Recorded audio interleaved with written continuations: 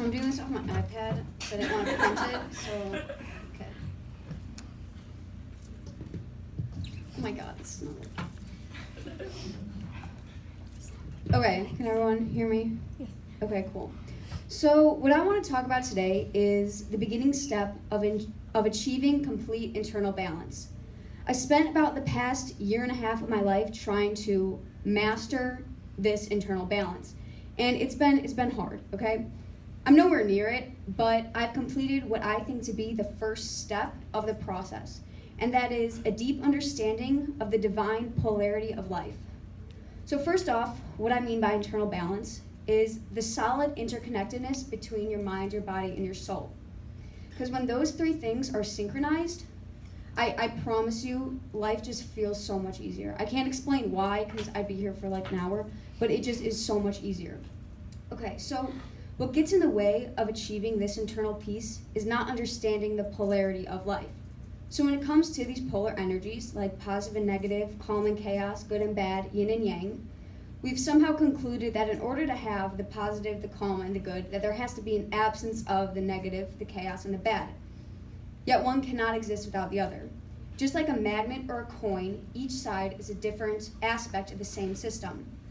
So my favorite philosopher, Alan Watts, my guy, okay, he says, the yin-yang principle is not what we would ordinarily call a dualism, but rather an explicit duality expressing an implicit unity. In simpler terms, good and bad are not working to defeat each other, but rather working in unison to nurture a healthy middle ground for what we call life. When we talk about improving ourselves and improving the world, we talk about wanting more yang than yin, as if the absence of the yin is going to somehow enhance the yang. But since they depend on each other and since they're a system, the absence of the yin will destroy the yang until there's no system at all.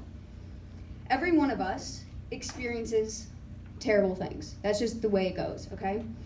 From catching every red light on your way to school to losing the person closest to you, we all experience negativity. It's inevitable. It might sound pessimistic, but it's reality. You simply cannot avoid negative energy. Nobody wants to say it, but at some point in your life, you're going to go through something really hard and not know how to deal with it. And that's something that school and like parenting really, it doesn't prepare you for that.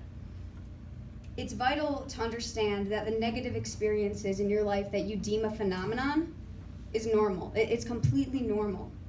For some reason, we pretend that bad things only happen to people far away and that it's never going to happen to you or someone you know.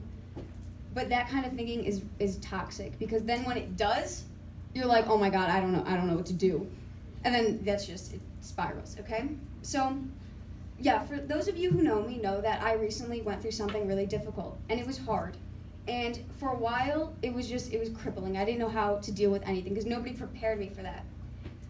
I felt like the universe, singled me out and was like, okay, you know what, you're gonna have a hard time right now. But it wasn't until I understood the yin-yang principle on a cosmic level that I felt okay, that a weight was released off of my shoulders and I was okay.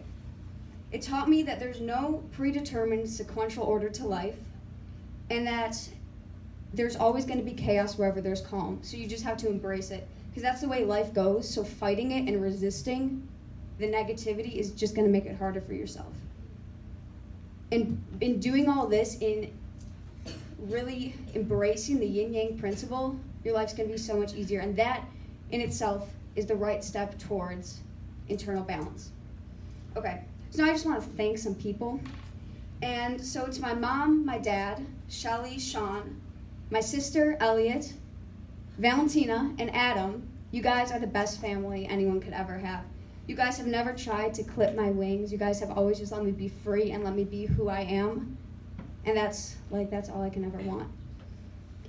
For my Elgin Academy teachers, from Miss Bowles, my 4th grade teacher, and all the way up to high school, you guys have really shaped who I am today.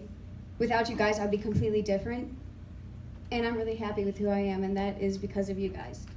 And then to my senior girls, and Emma Hansen, my girls, I love you guys so much. And life without you guys is going to be really bizarre. I mean, you guys are what make it weird and bizarre. But without you guys, it's gonna be rough.